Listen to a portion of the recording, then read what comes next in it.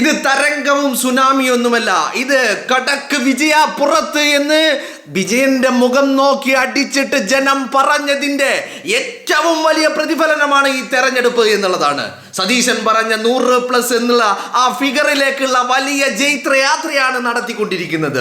വളരെ കൃത്യമായിട്ട് ധർമ്മടത്ത് പിണറായി വിജയൻ മത്സരിക്കുന്ന ധർമ്മടത്ത് പോലും അബ്ദുൾ റഷീദ് ഒരു ഘട്ടത്തിൽ 744 വോട്ടുകൾക്ക് മുന്നിലെത്തിയിട്ടുണ്ടെങ്കിൽ ആ വിജയന്റെ മണ്ഡലത്തിൽ 51,000 വോട്ടുകൾക്ക് കഴിഞ്ഞ 2021 തെരഞ്ഞെടുപ്പിൽ പിണറായി വിജയൻ മത്സരിച്ച ധർമ്മടത്തെ മണ്ണില് 51,000 വോട്ടുകൾക്ക് വിജയിച്ച ഒരു ഘട്ടത്തിലും എവിടെയും ചരിത്രത്തിൽ ഇന്ന് വരെ ധർമ്മടത്തിന്റെ മണ്ണില് ഇന്ന് വരെ ഉണ്ടാവാത്ത പ്രതിഫലനം അബ്ദുൾ റഷീദ് എന്ന് പറയുന്ന ഒരു താരതമ്യേന ജൂനിയർ ആയിട്ടുള്ള ഒരു നേതാവിന് നേടിയെടുക്കാൻ സാധിച്ചിട്ടുണ്ടെങ്കിൽ അത് വലിയ പ്രതിഫലനങ്ങൾ തന്നെയാണ് ഉണ്ടാക്കാൻ പോകുന്നത്.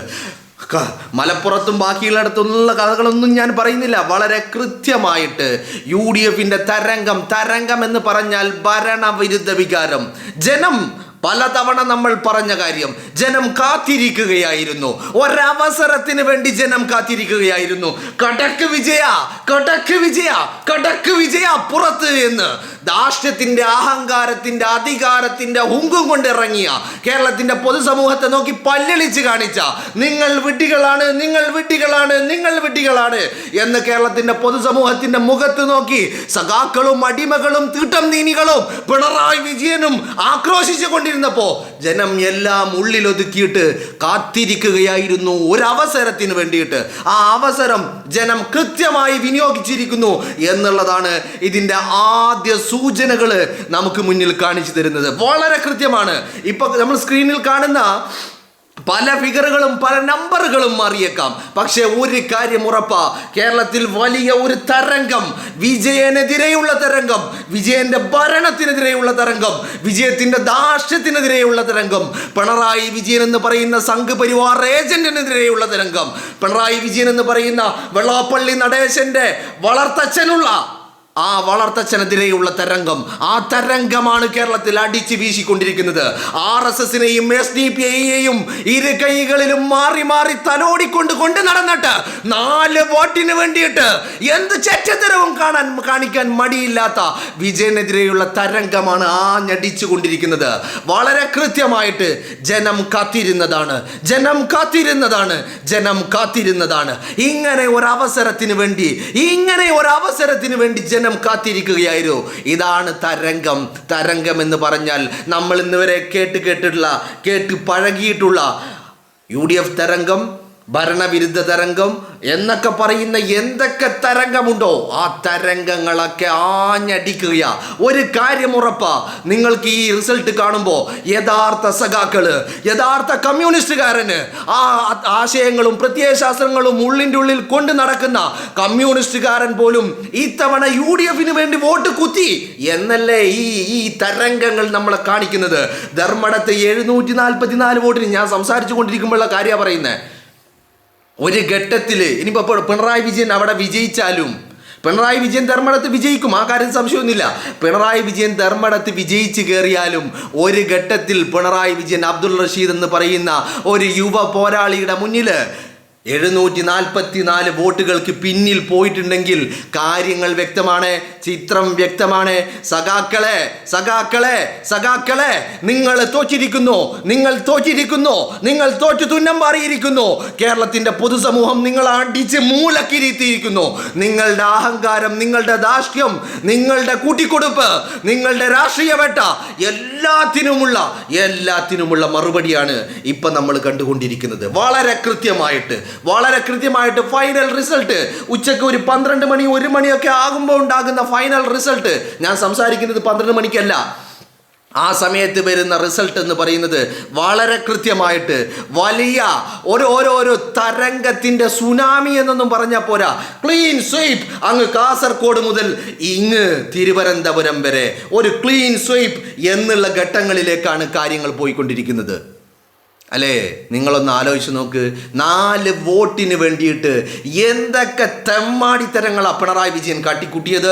4 വോട്ടിന് വേണ്ടിയിട്ട് എന്തൊക്കെ ചെറ്റത്തരങ്ങളാ പിണറായി വിജയൻ കാട്ടിക്കൂട്ടിയത്. 4 വോട്ടിന് വേണ്ടിയിട്ട് ആരെയൊക്കെയാ കൂടെ കൂട്ടിയത്. 4 വോട്ടിന് വേണ്ടിയിട്ട് ആരുടെയൊക്കെ നെഞ്ചത്താ ചാപ്പ കുത്തിയത്. വിജയ, അധികാരത്തിൻ്റെ ഹുങ്കിൻ്റെ ധാർഷ്ട്യത്തിൻ്റെ ആ കളിയുണ്ടല്ലോ, അത് ജനങ്ങളുടെ മുന്നിൽ വേണ്ട. ഈ ജനമാണ് എല്ലാം ജനമാ. വോട്ട് കുത്തി 5 വർഷം തരുമ്പോൾ ജനങ്ങളെ വെല്ലുവിളിക്കാനുള്ള അവസരമായിട്ട് അതിനെ കാണരുതായിരുന്നു, അല്ലേ? നിങ്ങളൊന്ന് ആലോചിച്ച് നോക്ക്. എല്ലാ രീതിയിലും വലിയ മുന്നേറ്റം. ഞാൻ ഇപ്പോഴും പറയുന്നു ധർമ്മടത്ത് പിണറായി വിജയൻ വിജയിക്കും. ധർമ്മടത്ത് പിണറായി വിജയൻ വിജയിക്കണം. അയാൾ വിജയിക്കണം. അയാൾ വിജയിച്ചിട്ട് പ്രതിപക്ഷ നേതാവാണെങ്കിലും ശരി അല്ലെങ്കിലും ശരി കേരളത്തിൻ്റെ നിയമസഭയിൽ അയാൾ ഇരിക്കണം. പ്രതിപക്ഷ ബെഞ്ചിലിരിക്കണം, ട്രഷറി ബെഞ്ചിലല്ല, പ്രതിപക്ഷ ബെഞ്ചിലിരിക്കണം. എന്നിട്ട് ആ നിയമസഭയിൽ വലിച്ച് കീറണം ഈ മനുഷ്യരെ.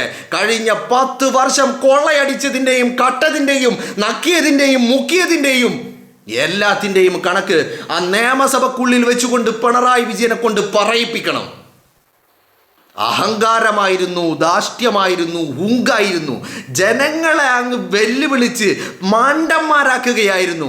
ജനത്തെ നോക്കി പല്ലിളിച്ച് കാണിക്കുകയായിരുന്നു. ജനം കഴുതകളാണ് എന്ന് അവരുടെ മുഖത്ത് നോക്കി ആവർത്തിച്ച് പറഞ്ഞുകൊണ്ടേയിരിക്കുകയായിരുന്നു. വോട്ട് ചെയ്യാത്തവരൊക്കെ, വിജയൻ അനുകൂലമായി വോട്ട് ചെയ്യാത്തവരൊക്കെ തീവ്രവാദികൾ, വിജയൻ അനുകൂലമായി വോട്ട് ചെയ്യാത്തവരൊക്കെ ദേശദ്രോഹികൾ. ചാപ്പകുത്തലായിരുന്നു. 3 പതിറ്റാണ്ട് കാലം കൊണ്ടു നടന്ന ജമാഅത്തെ ഇസ്ലാമിക്കാരനെ തീവ്രവാദിയാക്കി. 2024 പാലക്കാട്ടെ ഉപതെരഞ്ഞെടുപ്പിൽ തീവ്രവാദികളായ SDPIയുടെ വോട്ട് വാങ്ങിയിട്ടാണ് രാഹുൽ മാങ്കൂട്ടം വിജയിച്ചതെന്ന് പറഞ്ഞ അതേ SDPIക്കാരനെ ഈ നിയമസഭാ തെരഞ്ഞെടുപ്പിൽ വിജയൻ കൈവെള്ളയിൽ കൊണ്ടു നടന്നു. RSSകാരൻ ഇടത്തെ കയ്യിൽ, വലത്തെ കയ്യിൽ SDPIക്കാരൻ. 2 വർഗീയ ശക്തികളെയും താലോലിച്ച് കേരളത്തിന്റെ സോഷ്യൽ ഫാബ്രിക്കിനെ തകർക്കാൻ വേണ്ട എല്ലാ ചെറ്റത്തരവും ചെയ്തു. വെള്ളാപ്പള്ളി നടേശൻ എന്ന് പറയുന്ന വർഗീയ വിഷജന്തുവിനെ സ്വന്തം കാറിൽ കയറ്റി ക്ലിഫ് ഹൗസിൽ ഒരു മുറി പ്രത്യേകം സജ്ജീകരിച്ചു കൊടുത്ത് പാലും പഴവും മുട്ടയും കൊടുത്ത് വളർത്തി തലോടി കൊണ്ടു നടന്നു വിജയൻ. കേരളത്തിൻ്റെ ഒരു മുഖ്യമന്ത്രി ചെയ്യാൻ പാടില്ലാത്ത എല്ലാ തെമ്മാടിത്തരങ്ങളും പിണറായി വിജയൻ ചെയ്തുകൊണ്ടേയിരുന്നു. ജനങ്ങളെ നോക്കിയിട്ട് ഞങ്ങൾ പറയുന്ന നുണകളും ഞങ്ങൾ പറയുന്ന നാടകങ്ങളും ഞങ്ങൾ ഇറക്കുന്ന PRകളും നിങ്ങൾ വിശ്വസിക്കുന്ന കഴുതകളാണ് നിങ്ങളെന്ന് ജനത്തെ നോക്കി ആവർത്തിച്ച് വിളിച്ചു പറഞ്ഞുകൊണ്ടേയിരുന്നു ഈ പിണറായി വിജയൻ. ആ ധാർഷ്ട്യത്തിന്, ആ അഹങ്കാരത്തിന് വിജയ ചുറ്റും കൂടുന്ന കുഴലൂത്തുകാരും അടിമകളും എല്ലാ ജനം എന്നുള്ളത് തിരിച്ചറിയാനുള്ള ഒരു വഴിയാണ്, ഒരു മാർഗമാണ്, ഒരു വിധിയാണ് ഇപ്പോൾ വന്നുകൊണ്ടിരിക്കുന്നത് എന്നുള്ളത് കൃത്യമായിട്ടും നിങ്ങൾക്ക് മനസ്സിലാക്കാൻ കഴിയുമെന്നുള്ളതാണ്. വളരെ കൃത്യമല്ലേ സഹോദരങ്ങളെ? നിങ്ങളൊന്ന് ആലോചിച്ച് നോക്ക്. എന്തൊരു ധാർഷ്ട്യമായിരുന്നു കടക്ക് പുറത്ത്, അല്ലേ? ഒരു സഖാവേ ഒരു ചോദ്യമുണ്ടെന്ന് ചോദിച്ചപ്പോൾ വീട്ടിൽ പോയി ചോദിച്ചാൽ മതി എന്ന് ജനം പറയുന്നു. വിജയ വീട്ടിലിരിക്കുക, വിജയ. ജനം പറഞ്ഞുകൊണ്ടേയിരിക്കുക, വീട്ടിലുള്ളവരോട് പറ, ജനത്തിനോട് വേണ്ട. വീട്ടിലുള്ളവരോട് പറ. നിങ്ങളൊന്ന് ആലോചിച്ച് നോക്ക്. എത്രമാത്രം ഒരു ജനാധിപത്യ പ്രക്രിയയുടെ അതിൻ്റെ അന്തസത്ത എന്ന് പറയുന്നത്. തങ്ങളെ നോക്കി പല്ലിളിച്ച് കാണിച്ചവന്, ഞങ്ങൾ ഈ ജനതയെ നോക്കി പരിഹസിച്ചവന്, അധിക്ഷേപിച്ചവന്, ഹുങ്കിൻ്റെ അഹങ്കാരത്തിൻ്റെ ധാർഷ്ട്യത്തിൻ്റെ ഭാഷയുമായിട്ട് ജനങ്ങളുടെ മുന്നിൽ ഇറങ്ങിയവനോട് ജനം പറയുക, ഇരിക്ക് വിജയ വീട്ടില്, കടക്ക് വിജയ പുറത്ത്.